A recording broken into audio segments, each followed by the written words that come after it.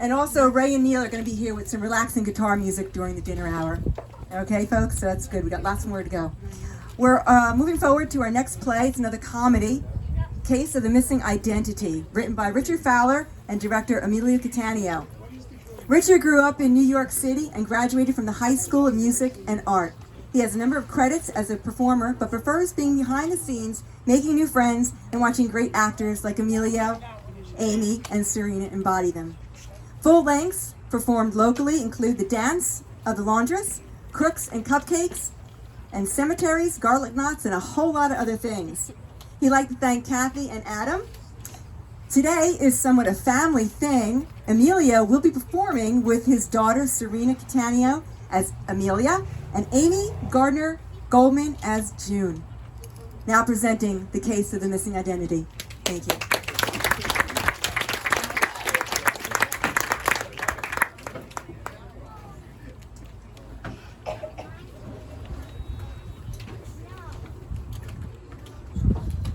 Hello, Doctor. May we come in? Yes, please. Have a seat. Thank you. I'm June, and this is my daughter, Amelia. Hi, Amelia. Hello. So, June, why don't you start by telling me what brings you both in today? Sure. I'm concerned about her.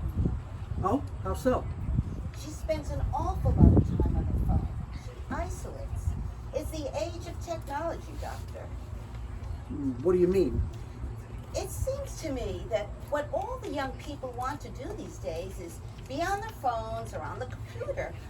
I don't know what you call those things they do, but it's very impersonal, and I just don't think it's healthy. You're the psychologist, but I think it stunts their emotional and social development. I mean, how can you have friends if they're not real? Am I right? Well, that depends on how you define real. What I mean by real is people you can actually sit down and have a conversation with. People you can see and hear. Do you have friends, Amelia? Yes. And do you converse with them? Yes, but not the way my mother wants me to. Tell me about your conversations. Mainly we talk through Twitter, Snapchat, Instagram. That's what I'm telling you. Let me hear more from Amelia. So we're talking about social media here. So, in other words, you're actually conversing with your friends, but they're not physically present. Am I right? Right. Okay. And what kind of things do you talk about? All sorts of things. What we're doing and what we're going to do and how we're feeling, what we like and don't like. Okay. And how do you feel about what your mother is saying, that those friends aren't real and that it's not healthy? I just think it's easier to communicate that way. And they are real people, so why wouldn't they be real friends? Good point. What's that thing you hold in your hands in front of the TV? PlayStation 4. How does that work? You go online and you play games with your friends with it. Can't that be addicting? I read somewhere that it can. Well, too much of anything, if it interferes with other things you need to do, is never good. See, Amelia? No, I'm not saying that's what Amelia's doing. Do you feel you do it too much, Amelia? Maybe sometimes, but I do other things too. I don't just stay in my room all the time. So you don't feel that you isolate like your mother says? I work, if that's what you mean. Oh, you do? Where do you work? I work at the Gap. Oh. And do you get together with the people you work with? Sometimes. Well, wouldn't that fit your definition of real, June? Yes, but let's be honest, Amelia. That hardly ever happens. We'd get together more if we had more time. And besides, you always want me to stay home. That's just because I love spending time with you. I told you I'd give you what they pay you at the Gap. I'm trying to save up money for college. Oh, you're trying to save up money for college. That's very commendable. June, it doesn't seem to me that like Amelia's isolating. I mean, it's not difficult. It's very difficult juggling school and work. Kids these days feel a lot of pressure in high school to get ready for college. You know, they have to keep up their grades, prepare and do well on the SATs, that sort of thing. Am I right, Amelia? Yeah. And that's why you feel that it's just easier to communicate with your friends through social media. Yes, that's part of it. You know, June, Sometimes we just have to, accept the way things are in society today. I mean, you said yourself it's the age of technology. But she's just a child. How old are you, Amelia? 19. You're 19? Kids grow up so fast, don't they? Amelia's my little miracle baby. I know you wouldn't think it, but I had her late in life. She almost didn't make it. But here she is, safe and sound. Right, Amelia? I see. But Amelia, didn't you graduate last year? I had the school hold her back in 2nd grade. I felt she wasn't progressing as fast as the other children. I thought she'd socialize better later on if they did. You've been very concerned about her social development all her life, haven't you? Well, what good parent wouldn't be? Amelia, how did you feel about being held back? The first time or the second? There was a second time? In 6th grade, I put her into a smaller middle school. The other school got too big. It swallowed her up. No, it didn't. Unfortunately, I missed the cutoff point. Amelia, do you mind if I spoke to your mother alone for a minute? Why don't we stop there and continue next week? In the meantime, could you jot down some of the things that you and your friends talked about, but only what you feel comfortable writing down, okay? Sure. Good. The receptionist can give you something to read if you like. That's okay. I have my phone. See what I mean? Amelia, see what she has first. June, I know you don't like her using social media, but apparently that's what works for her. She seems like a lovely girl, and she needs her independence. She's actually an adult. I'm so glad you brought up society before, because that's really what this is all about. I don't believe you can separate friendship from society. What do you mean? Do you believe in time travel? In what? Time travel. Why do you ask? Because it would be so nice if we could go back in time when life was simpler and people were kind and loyal and trustworthy, and you could really get to know everyone. Well, physics was never my strong suit. I'd have to go back to when I went to high school and try a little harder. If time travel could do that, then my answer would be yes. Nowadays, people are self-centered, self-absorbed, and self-indulgent. They don't want to be your friend. They just want attention, and they'll get it any way they can. Do you feel that the people Amelia's communicating with through social media are taking advantage of her in some way? I don't know. But I'll tell you who did get taken advantage of. Who? Me. You? Your friends took advantage of you? Oh, that Shirley Mackenzie. She thought she was so great. Who's Shirley Mackenzie? Miss Head Cheerleader, Miss Prom Queen, Miss anything she could do to make the rest of us feel bad about ourselves. Of course, she wasn't the only one, but she was the worst. She hurt me, Doctor. She hurt me a lot. I wouldn't mind running into her now, I'll tell you that much. Am I starting to see the bigger picture here? Other kids hurt you in school, and now you don't want the same thing to happen to Amelia. So first you held her back and then put her into a smaller school, and now you don't know if you can trust the people she's communicating with on social media, and that concerns you, perhaps even scares you. Oh, and if she talked to me, I'd probably rip her head off. Rip her head off? Wait, Amelia doesn't talk to you? No, I mean Shirley Mackenzie. I would never do that to Amelia. No, I miss Shirley. What? Wait, you just said that she hurt you. I mean Shirley Feeney, Laverne DeFazio's roommate. Of course, I miss Laverne too, but I was always closer to Shirley, and for a very good reason. One time, Laverne was going out on New Year's Eve and was so excited. But then the guy stood her up. And who was there to pick up the pieces? Shirley. You know why? Because that's what friends do. Oh, I'm so glad to be there with them. So, are these old friends of yours? Do you still see them? Oh, it's very infrequent, not the same. Oh. And Helen. Now, there is someone who gives a completely different meaning to humanity. Who? Helen Crump. Andy Taylor's girlfriend from Mayberry. Wait a minute. Oh, she's so down to earth. Imagine moving from Kansas City and settling in little old Mayberry as an elementary school teacher. And guess what? I was a teacher too. You know, I think we may have gone to school together. Before I leave, remind me to go through my old yearbooks tonight, will you? Am I hearing you correctly? You think that you may have gone to school with Andy Taylor's girlfriend from Mayberry? Well, we wouldn't have been in the same class. She was a bit older than me. But wait a minute. I don't have to look through my old yearbooks. I'll just ask her next time I see her. And by the way, I don't mind telling you, I am not fond of Aunt Bee at all. She just wants to control Opie. You don't do that to a child. You are speaking metaphorically, right? You know who I really miss? No, but you've definitely gotten my curiosity up. Ethel Mertz. Did you say Ethel? We were together for 6 whole years. Got together every week without fail. Now we never see each other. Some people have seen her recently and say she looks the same.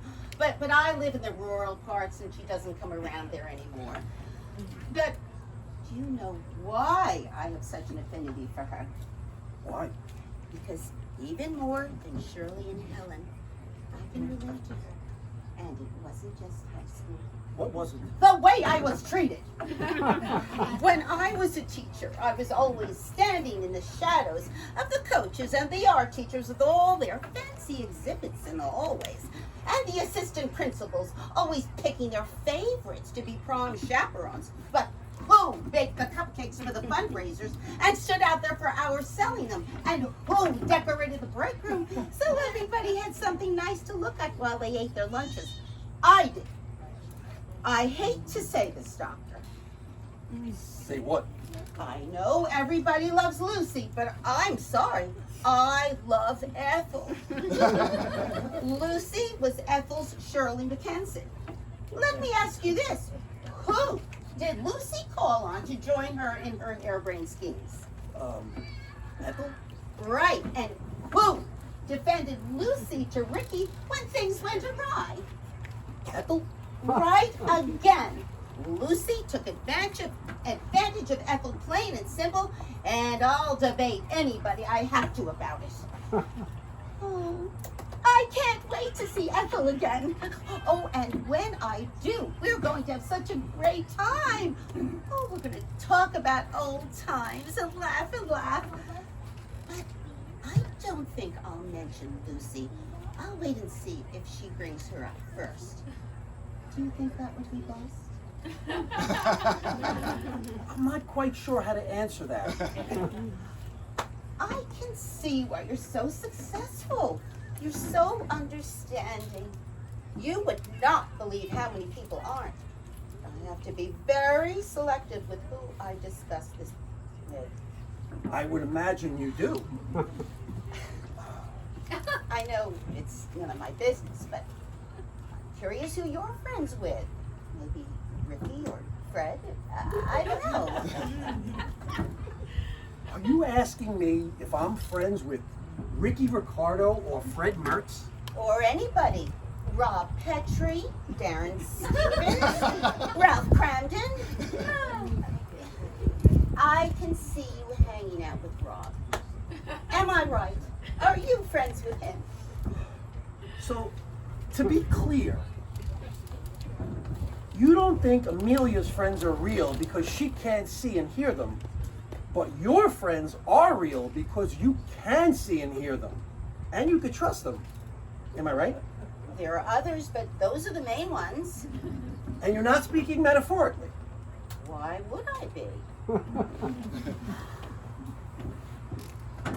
June, I'd like to consider you my primary client. For now. I'll have some individual sessions with Amelia later, and then some sessions with the two of you together, but okay? Oh, to help me understand her better. Yes, well, that's part of it. Why don't we stop there for now? Besides, I don't want to keep Amelia waiting too long. Okay. Well, I must say, it's been awfully nice meeting you, Doctor. But you didn't tell me. Are you friends with Rob? No. Well, if you do become friends with him, could you introduce me to Laura? I've never had the nerve to talk to her. Her beauty intimidates me. So, next week, it'll be just me? Yes, that's right. And you could tell Amelia she can hold off on that list of things she discusses with her friends. I should also tell you that I'm going to consult with a few of my more experienced colleagues on this. I'm not afraid to admit when I need assistance with a case, and this one is going to be very challenging for me. I told you. That's social media, what it's doing to the kids these days. But I'm confident you're going to be able to help Amelia.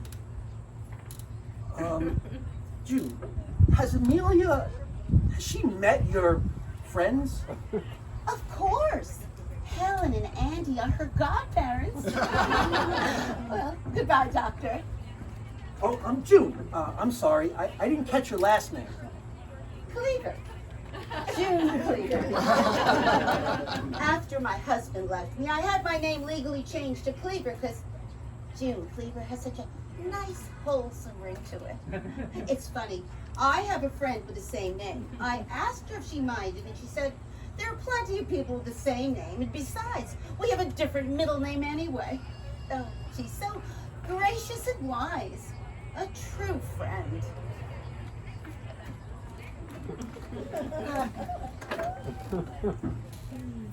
Well, actually, she's right.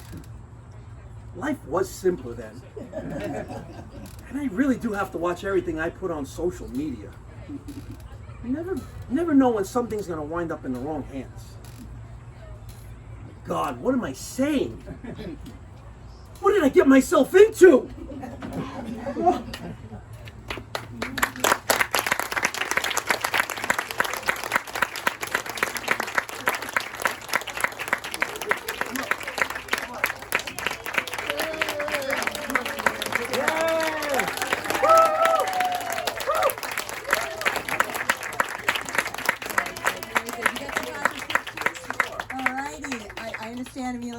This is the first time with your daughter on stage? Yes. Serena, how did it feel acting with your dad today? I actually liked it. Surprise. Surprise. Okay, you guys did a really good job. It was really wonderful. Anything you want to add to how you got the inspiration or the writer? Who's our writer? Rich Fowler. You have our inspiration for this? Come on. Well, I am psychotic. Is that where you got your inspiration? Does that count? Yes, absolutely. Well, I wrote a full length about an accountant whose secretary leaves him, and he has this major report to do, so he has to get a replacement fast. So he calls a temp agency, and then there's 6 wackos that come in. You know, one right after another leaves for one reason or another, and one of them was that character. But then when I was sending out, to 1-act festivals, I wanted to take that character and do something with it, and, turning it into a 1-act. And so I created the psychologist and the daughter. And It worked very well. What's the name of that play? The Crenshaw Predicament. I like the title too. What's your next piece? My next piece? Yes. Is anybody working on a project now? Emilio, working on a project? Serena, you gonna do another? No? You hooked? Amy? I'm waiting. Waiting. Okay, great. Well, it's good to see everybody back here. Amy did a great job. It was a very difficult role. She has a lot of different levels to play. The doting mother, the bitter school mate, and the psychotic person who thinks all her friends are real. She did a great job. He was a very good director. He said, don't be afraid to be wacky, to be high and low. So he was very good. I think it was wonderful. It was wonderful. I enjoyed it. I would love to see the rest of it. Thank you. The whole performance. Thank you. Everybody, thank you so much. We're going to say take a short break now and meet you back at the amphitheater for some more musical performances. Again, there are 50/50s you can go and purchase right next to the tent next door. And also some refreshments. There's some soda and water for $2 and corn and chips for $1 each. Anybody need the restroom? Just follow the sidewalk.